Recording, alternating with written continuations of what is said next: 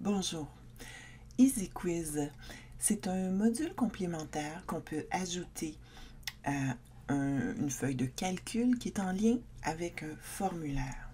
Alors, à quoi sert Easy Quiz? C'est qu'il permet de corriger automatiquement les réponses soumises dans le formulaire et d'envoyer un courriel automatiquement aux élèves avec son résultat et les bonnes réponses, ainsi qu'un lien vers des explications si nécessaire. Voyons comment il fonctionne.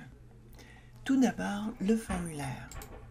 Assurez-vous d'ajouter des questions à choix multiples ou des cases à cocher, de façon à ce qu'on puisse ensuite identifier les bonnes réponses. Il faut avoir également le courriel, c'est l'adresse de récupération où les réponses, la correction sera envoyée par la suite. En allant dans la section réponses, vous pourrez créer votre feuille de calcul sur laquelle les réponses seront enregistrées. Alors, par défaut, il y a tout de suite les réponses, c'est-à-dire les questions sont tout de suite inscrites dans la rangée 1. On est prêt maintenant à activer le script Easy Quiz. Module complémentaire, vous allez tout en bas le télécharger. Ici, c'est déjà fait. Alors, une fois fait, vous cliquez sur Create Quiz. Dans la barre latérale, vous suivez les étapes de fonctionnement. Ici, déjà, c'est coché. Rangée 1, les questions du formulaire. Oui, alors dans la rangée 1, toutes vos questions sont bien indiquées. Alors, vous avez maintenant ici à compléter votre formulaire en répondant correctement aux questions. C'est ce qu'on va faire. Alors, je retourne dans les questions, en fait, dans l'aperçu, et je vais indiquer les bonnes réponses.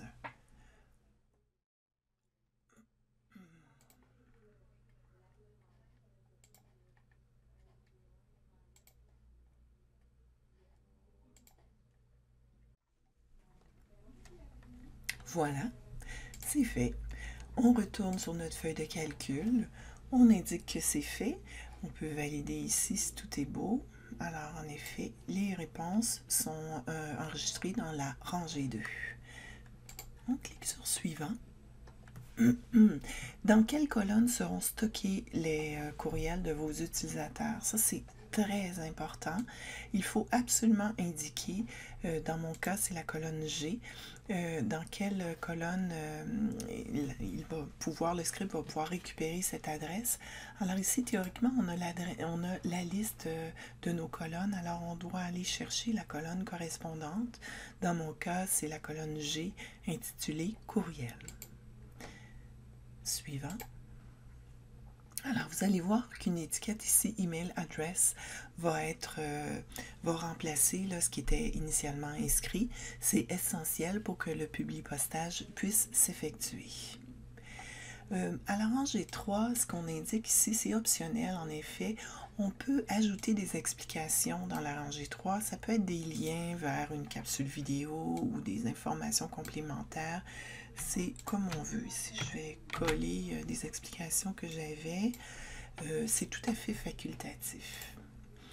Ce que j'ajouterais aussi, ce serait dans l'affichage, ce serait de figer vos 3 premières rangées de façon à ce que vos réponses puissent se glisser en dessous de ces rangées-là et de faciliter aussi l'utilisation du script ultérieurement. C'est prêt. Alors théoriquement, là, il y a une petite étape, c'est vraiment bien fait. On a une petite liste là à valider juste avant d'installer le tout. Là, je me permets encore, je vérifie, email address est bien là, parfait. Mes explications, est-ce que j'en ai d'autres à ajouter? C'est encore le temps de le faire. Alors, tout est beau. On continue, on a même un petit bravo. Dernière étape, c'est de personnaliser maintenant le courriel. Alors, c'est très bref, là, c'est juste une petite introduction, dans le fond, à l'élève, à son résultat. C'est peut-être de franciser un petit peu ce qui est écrit à la base. Alors, vous y allez c'est vraiment pour le test, je vais rapidement. C'est important, cliquez sur le bouton Save pour enregistrer ce courriel et le crayon pour le modifier à nouveau.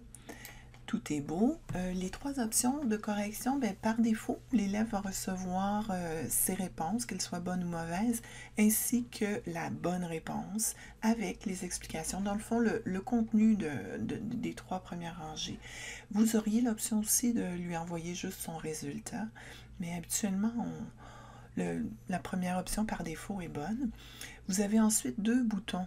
Le bouton bleu, envoyer mail, ce serait dans le cas où vous voulez d'abord recevoir tous les questionnaires et l'envoyer au moment qui vous convient.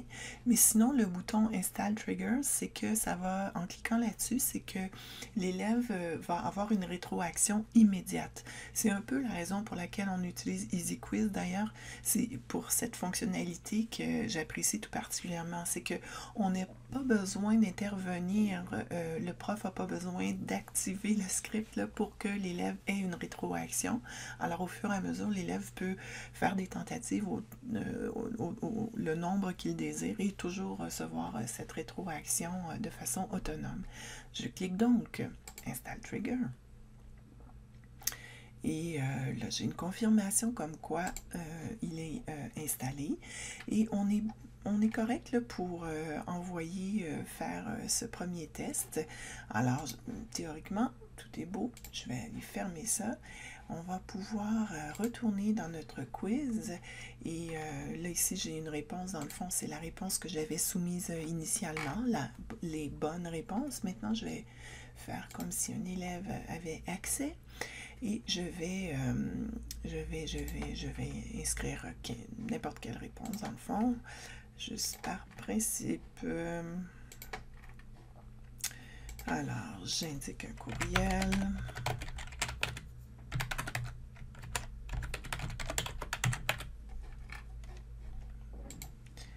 J'envoie le tout. Alors, je retourne ici en tant qu'enseignant, j'ai accès à la feuille de réponse. On voit ici que les réponses que je viens de soumettre sont bien inscrites dans la colonne. Et ici, il y a 2 colonnes qui se sont ajoutées, soit celle de la correction automatique, c'est 1 point par une bonne réponse dans le fond. On ne peut pas moduler la valeur là, des réponses. C'est nécessairement 1 point. Donc, j'avais 5 questions, donc c'est sur 5. Et j'ai ici la confirmation que le courriel a été envoyé. Là, je remarque qu'il y a une petite erreur là, dans la ligne 4, là, mais ça n'a pas beaucoup d'impact dans le fond, là, dans ce qu'on veut faire là, éventuellement lorsque d'autres réponses seront soumises. Alors voilà, je vais aller voir un petit coup d'œil dans mon courriel. En effet, ici, j'ai reçu mon résultat. Alors, j'ai le résultat global ainsi que les bonnes et mauvaises réponses, dans le fond, qui sont indiquées ici en vert ou en rouge selon le cas, et avec les explications en dessous. Vous remarquerez, c'est anglais ici, on n'est pas en mesure de le changer pour l'instant, mais on a quand même tout le contenu. Alors voilà, j'espère que ce sera utile.